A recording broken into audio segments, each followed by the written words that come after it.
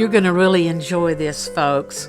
We hope you have had a good week, but we have been having a good month or so going around to different soda fountains that are in Alabama. And so we decided that the first thing we were going to do is go down Southway, and but we were going to visit Anna Claire, our granddaughter, who is in Auburn, and we thought surely there is a soda fountain in Auburn. Well, what we found was Toomer's Corner, and we met her there, and it was a very cute place. And I can understand why the students like to go there, because they have, as you can see on the front door, the ice cream cones. And over to the left, you can see the lemonade that they are very well known for. So we went inside, and they had the distancing and everything. As you can see, they were trying to take care of that with the X's on the floors and so forth. And so we decided that at this place, because we were going to have a little bit of lunch at some time, that we were going to have one of their one of their lemonades. But as you can see, the ice cream flavors on the wall, and they're traditional, plus they had peanut butter and so forth as well, which I'm not sure I'm crazy about peanut butter ice cream, but maybe somebody is. And then we went on. Did you have something you want to say? Yes, we have been there. We have done that, but we did not buy the T-shirt. No, we didn't buy this T-shirt, but we saw it and we thought, well, we need to at least take a picture of it since they're famous for their lemonade. And so here I am coming outside to the table, which we had distanced ourselves very well, where we were going to have this lemonade that they're so famous for. And to be honest with you, it was very, very good lemonade, and we are glad that we had it. So we had to say our goodbyes, and then we went on to Alexander City, the Carlisle Drug Company. This was a cool place. Carol really liked it because there were some things in there that ladies like. The only thing in there that interested me was the ice cream, and they had that too. And as you see on the inside, it's a nice place. It's got the black and white checkered floors as you would expect to have in an ice cream soda shop.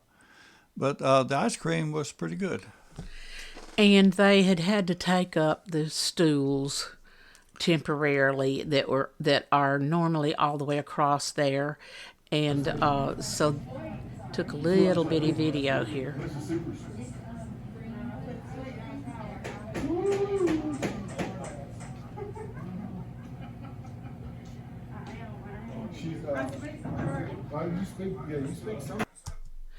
But we did get an ice cream, and it was very good ice cream, as a matter of fact. But we were the only ones. You saw a couple of guys came in and sat over to the side, but it wasn't crowded or anything. And I always get mine in a cup because that cone adds extra calories. I'm trying to watch my schoolboy figure. Okay. So anyway, they had a Reuben special that day, and of course that would be something that Bill would love. And so we had already had lunch with Anna Claire, and so we were on our way back from Auburn when we stopped in Alexander City for this. But I want to show you inside. Just look at that. I mean, just the neatest stuff that I think it could be a girl trip, actually. I didn't see any chainsaws or any John Deere stuff in there, though, so I wasn't really interested in that stuff. But they do have a pharmacy in the back. This is one of those places. Making sure that I show Then from there, we went on to another day, but to Miller's Soda Shop in Aniana. This place is really cool. I wasn't sure what to expect when we walked in, because when we first walked in, it looked like a small place, and I thought, well, there's no place to sit. Then we found out that there's a big room right next to it, and you can excuse me, you take your food in there. And this is me standing around there looking like I know what I'm doing, which I didn't. But Aniana is really a neat town. There are some nice places there. And there's me walking around on the street. Here's the inside. The inside, as you can see, is one of those soda fountains that has been preserved over the years, and it was built in the late 1800s and has been operating ever since.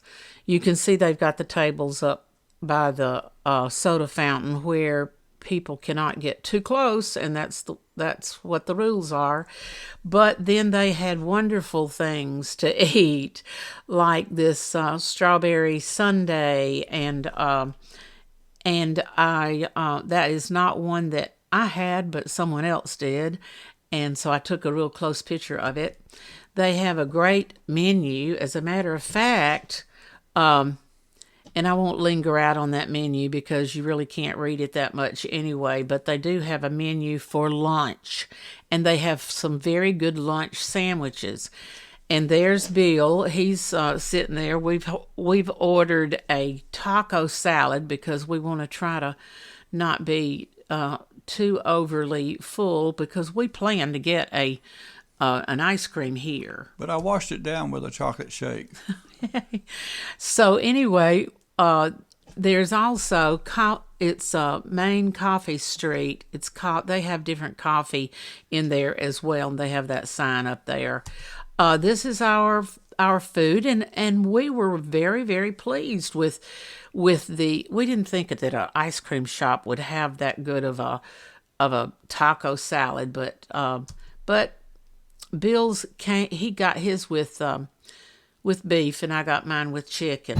But here is Miller's Hours on the outside. They're closed on Mondays, and you can have lunch there, and it's really kind of a neat place, and we enjoyed the food. Bill had a ice cream. I don't think I had ice cream there. Did not have any ice cream, but he had a milkshake. Okay, that's the front of it, where there are a few little advertisements, and they have a few little things that you can buy. But there I am, waiting on our food, and I was looking around and discovered this T-shirt that says, "Enjoy it before it melts," and I thought it was so cute. But again, we didn't buy the T-shirt. We just looked at it. And there's a Miller's menu again, but this particular picture I really like this because it shows the soda fountain parts that where you can see that all of those things were there and have been preserved and taken care of, and they fix some really good things. We saw some nice things come over that counter. That's just down the street in front of it. And Aniana is a pretty good place to go and look around. They have a lot of other little shops and things. If you don't go on Monday. And so then we found ourselves at the Three-Eared Rabbit in Trussville. And some of you have probably been there, but this place is really neat. It's right downtown Trussville. Now, you used to park on the side, but you can't now. They're doing a lot of renovation work. You have to park around back. And sometimes it's a little tricky finding your way around back there. But I think they'll have it fixed up soon. And there is the soda fountain, and it looks like the old style. Yeah, it has the soda faucet things and everything. I think we'll see that in a few minutes again, but I just love the stools and where you can still go and sit at the fountain. It just makes me think of when I was growing up, when I used to go to a drugstore that is no longer there, but I spent a lot of time there. Then they have some of the ice cream is written on a chalkboard on the wall, and they have some cute things hanging on the wall about three-eared rabbits and so forth, and that's a close-up of the ice cream. And just different types that they have. And while we were there, Carol found a cool sign. Carol found us a cool sign. Bill saw the sign and forced me to hold that sign while he took a picture of me. Can you believe that? There's a skinny girl who lives inside of me that's trying to get out, but I can usually shut her up with cookies. I thought, my goodness, what a sign, but it's a cute one. There's a couple of places here, it shows where they have cupcakes and cakes. They have a bakery there actually that you can order. But I wanted you to see this side of the soda fountain. I think it just delights me somehow. I just love that. Then it shows that they do have this bakery. They've got a few pieces of antique furniture sitting here and there. Now this is a sign. Can you read that, Bill? Yeah, talking about Shark Week, but we didn't buy any shark. Actually, I had a BLT that was very good, and I had to wash it down with something, so I chose a chocolate shake. His go-to thing is a chocolate shake every time we go into one of these places. But there again, this is Bill paying the bill. Yeah, you have to pay before you can leave. So, and there's that rabbit with 3 years. I don't think I've ever seen that before. And it's a neat place, and it's right there in downtown Trussville. But the next place we want to talk about is the Crestwood Pharmacy, and it's located right in the Crestwood Shopping Center. And this is one of those typical, when they talk about pharmacy, soda fountains, normally all of them were soda fountain. Pharmacy would have the soda fountain in there. You could wait on your prescription being filled while you had an ice cream, and that was what most of them were like. Now this is not one of the old restored ones, but it is one that's very neat, and this is one of those apothecaries where they mix. It's not your normal everyday place. I know everybody's had to have something like that done at one time or another, but the doctor orders it to be mixed, and that's who they do it. So we'll just see that they have it roped off where you can't get that close. But here we've got a little bitty movie, just a little short one you can see. There's a guy working on our stuff. Yeah, he's actually making us what was he making us? Well, I usually get a chocolate milkshake, but then I saw a sign that said Coke floats.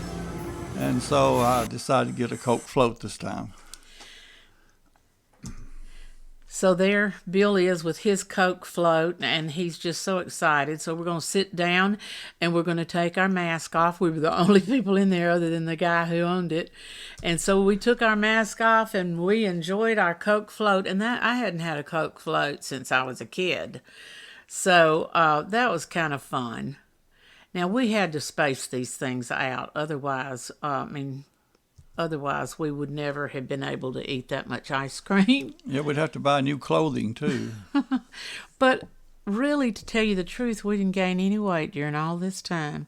But then we went to Gilchrist in Mountain Brook, and we enjoy that place. And Bill's going to tell you a little bit about it. It's one of my favorite places. It's located right there in Mountain Brook Village, right in the middle.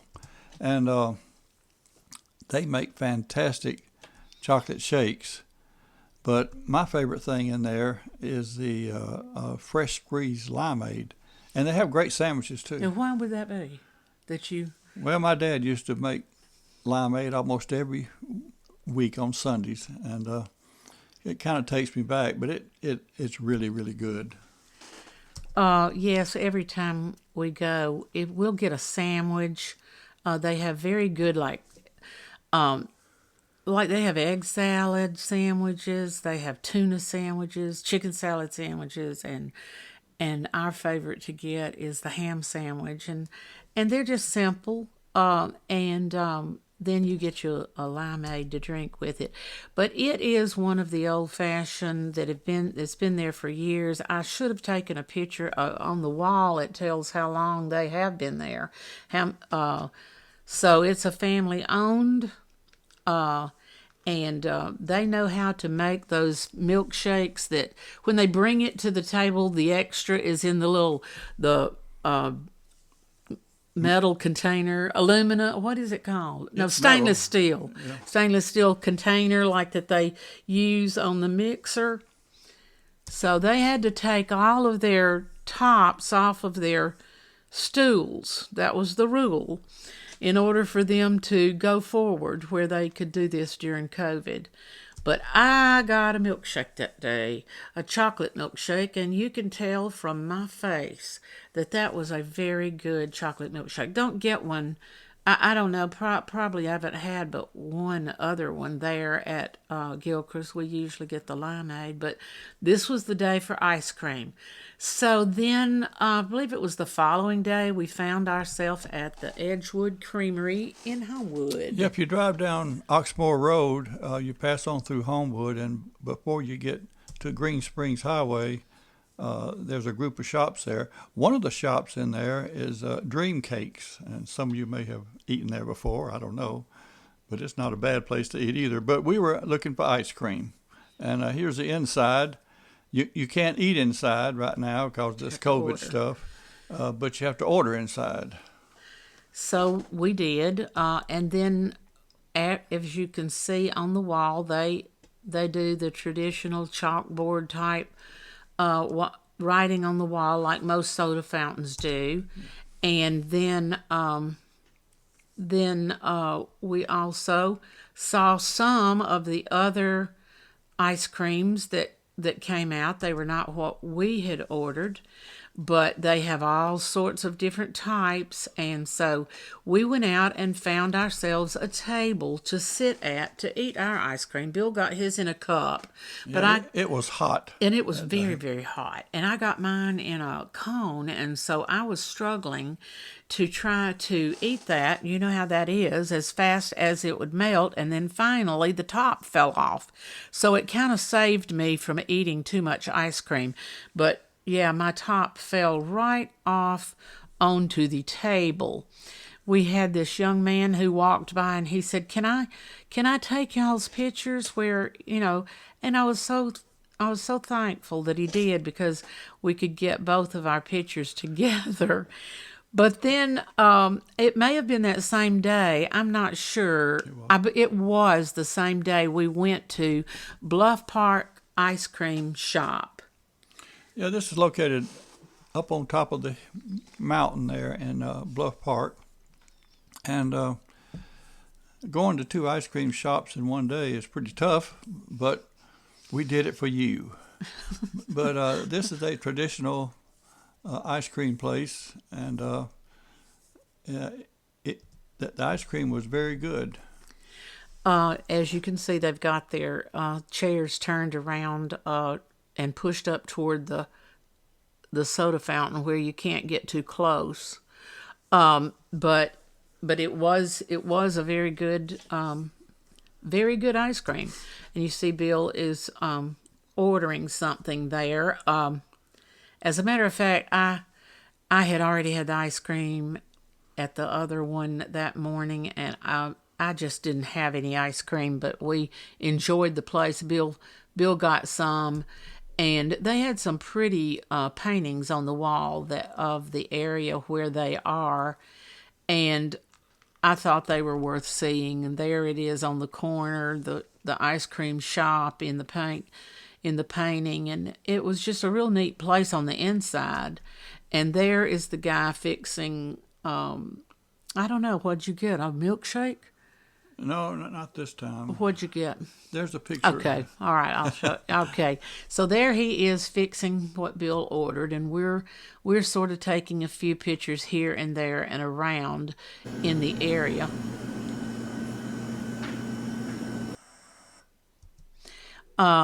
They have some things on the wall like Bluff Park Ice Cream Shop, and Now, I did not order that because it looks like it has nuts on it, and I would never Never eat that. That was not ours. It was someone else's, but it was worth taking a picture of where you could just see what kind of things they had. But Bill got some sort of, what is that? Ice cream? Strawberry. Strawberry. Oh, okay. So he did eat that, and he felt like he needed to order something since we had come in there, but I said I couldn't eat another thing. But he managed. I don't know if he ate all of it, but he managed to do that. So that was Bluff Park Ice Cream Shop. And that was the last one we went to for this particular time. We'll have some more next week. So thanks for watching, and there will be a part 2 coming up. I'm not sure if it'll be next week or the week after, but we have one more place that we want to go to before we send you part 2. So, and now Carol will talk about the any prayer requests that we have. I want you to pray for Linda Champion. Linda has been having so much of a problem with her back, a lot of pain, and just she has been to the doctor and they have done some things, and they're really thinking it's maybe coming from the neck. So she's going to have some other tests, or and also her hand that, several weeks back she cut her hand badly and had to have stitches.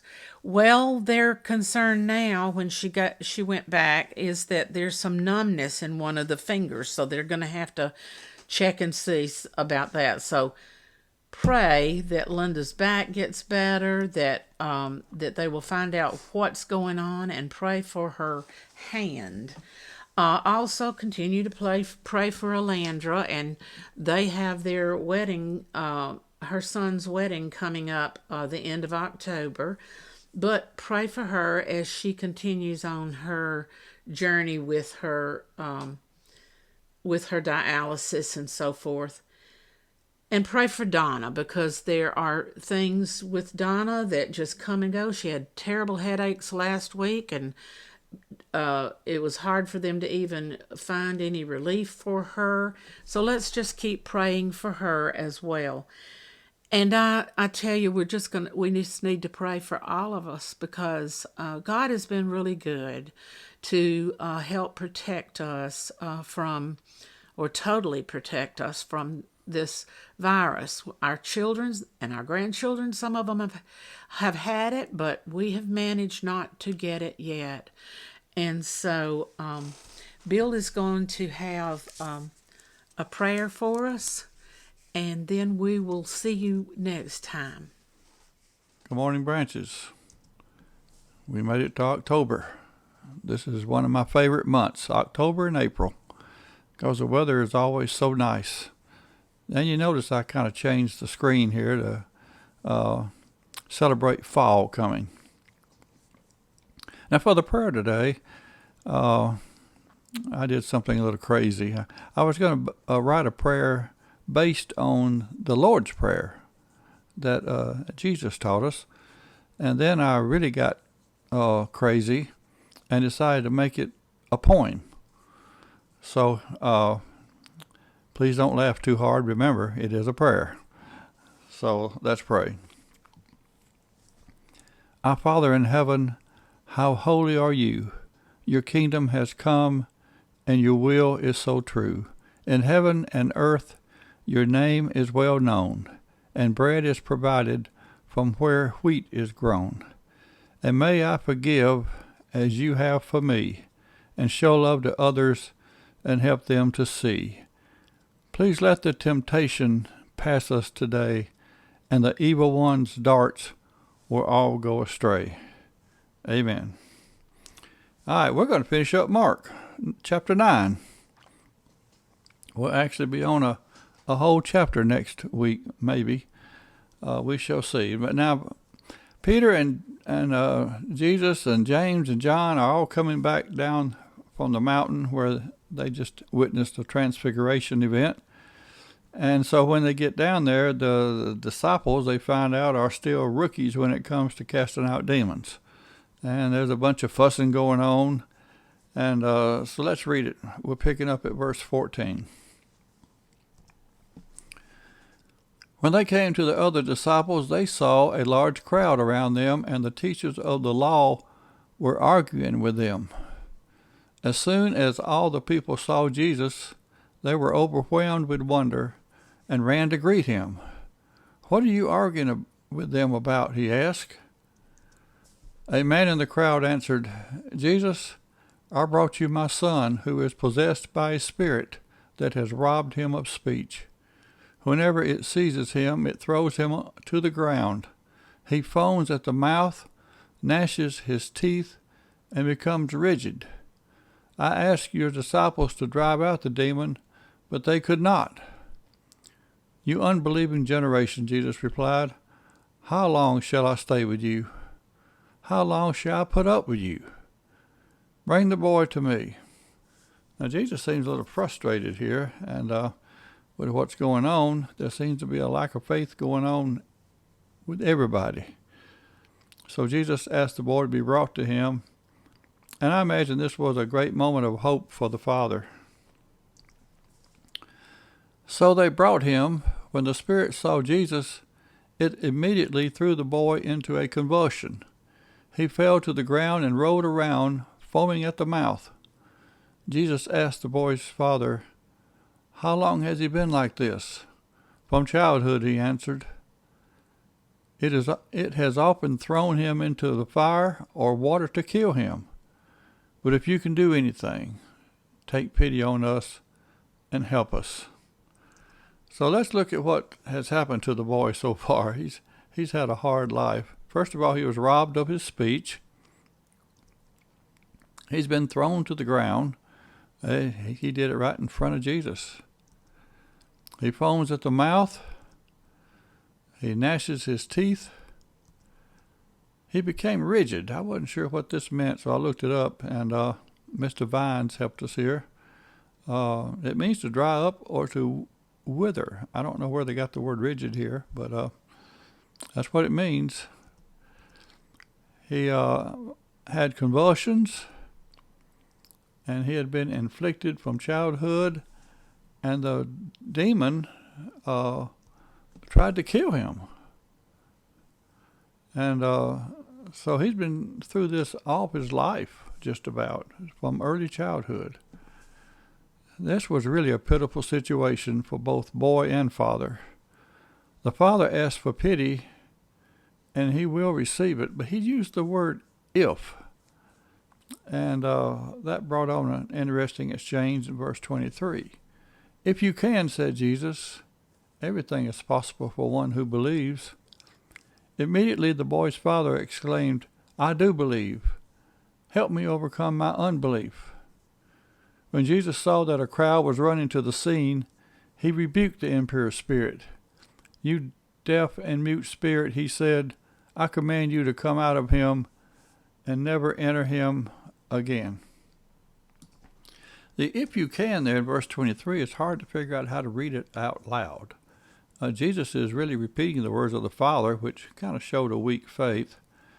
But most translations place a question mark behind the word "can," and this can change how to read the verse.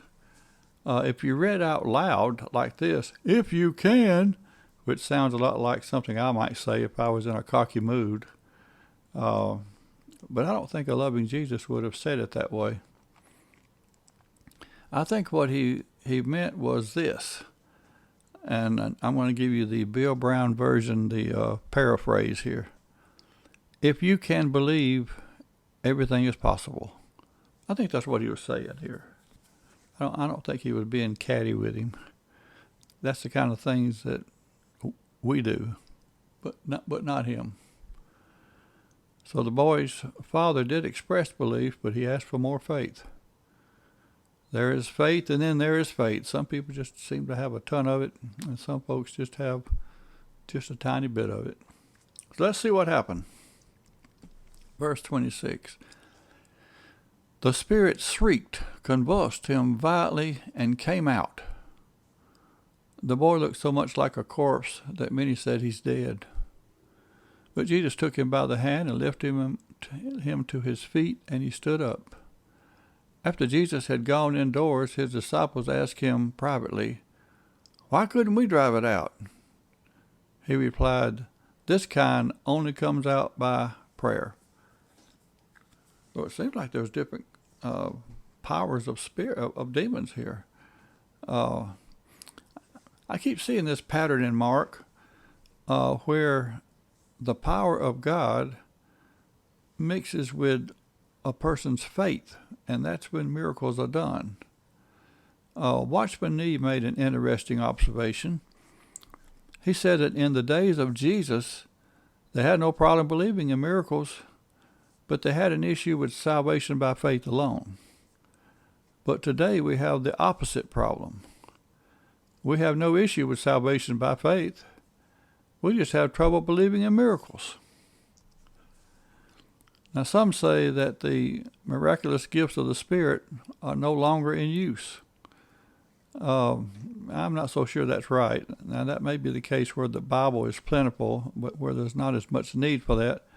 But in pagan lands, miracles are still happening. I keep reading accounts of people being healed.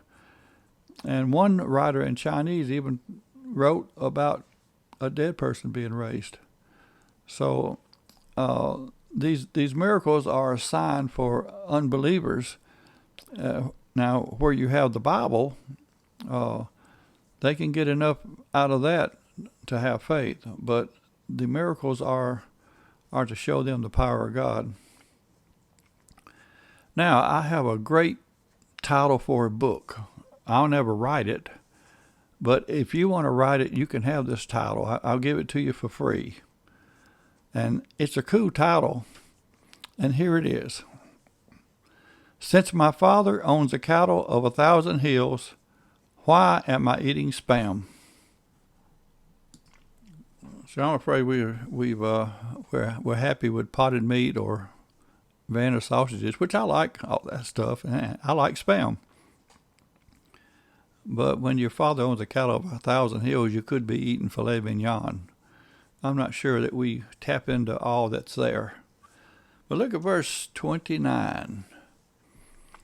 He said, this kind can only come out by prayer. Now, if you have a King James, it says prayer and fasting. Now, there are some instances where it appears that a scribe may add a word here and there. Remember, there are lots of copies. People are hand copying these things. And one scribe may have written it out in the sideline. It's like a commentary. And then the next guy that copies it actually puts it into the main document. There's this thing called textual criticism, which is a field that interests me. I wish I'd been smart enough to have been in it. But it's very interesting where they try to get back to what the original was. We don't have the originals. So it didn't change all that much. This does not change any doctrine or anything. And remember this, we have over 5,800 Greek manuscripts of the New Testament. Some of them are just a small piece, and some of them are the whole books.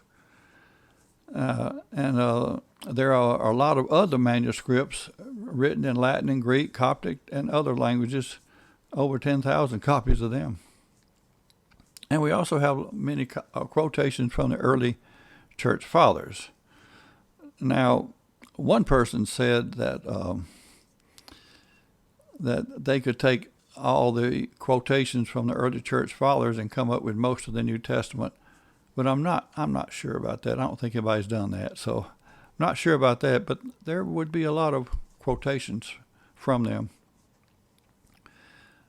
Now, so the older copies in this case, and I'm talking about, I'll give you the names, the Codex Sinaiticus and the Codex, let's see, what's the name of that one? Vaticanus or something like that. Those go back to the 300s. And so those are very important copies. And just about the whole New Testament is in those copies. Now, I had somebody hit me up one time. We were talking about translations, and I told him that I really love the NIV. And he said, well, I think he was a King James guy. He said, well, the NIV leaves out a lot of verses. And I said, well, no, not really. They place them as a footnote. The ones that they don't feel were in the best manuscripts, but they still footnote them. So they don't really leave them out. They just don't have them in the main part.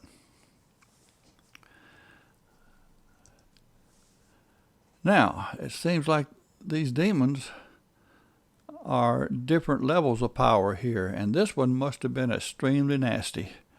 And only Jesus could cast him out. You notice he told that demon, he said, get out and stay out. So I bet that's what happened.